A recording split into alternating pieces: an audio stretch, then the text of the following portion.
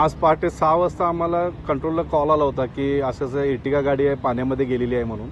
मग आमची कंट्रोल रूममध्ये आम्ही एक टीम आमची सज्ज ठेवलेली ती आम्ही पाठवली. तर आमच्या निदर्शनास आलं की एक ड्रायव्हर एक पहाटेच्या वेळेला गाडी काढून चाललेला आणि त्या रोडवर जात असताना पाणीचा अंदाज न आल्यामुळे तो पाण्यामध्ये गेला. पाण्यामध्ये गेल्यावर काय आलं, त्याच्या पायापर्यंत पाणी आल्यानंतर त्याच्या लक्षात आलं की आपल्याला याच्यातनं बाहेर पडता येणार नाही. म्हणून त्यांनी काय केलं, किल्ली काढून तो टबावर बसला आणि टबावर बसल्यावर तो ओरडत नागरिकांनी आम्हाला फोन केला. आम्ही त्याला पाण्यात जाऊन सुखरूप बाहेर काढले आणि ती गाडी पण आम्ही सुखरूप बाहेर काढली. त्याचं जीवितहानी काही झालेली नाही आहे, परंतु नागरिकांना हेच आव्हान आहे की पाण्याचा अंदाज आपल्याला कधीच येत नाही आहे. त्यामुळे आपण गाडी, सायकल किंवा टू व्हीलर ह्या कधीच आपण पाण्यातनं जाऊन घालायला नाही पाहिजे.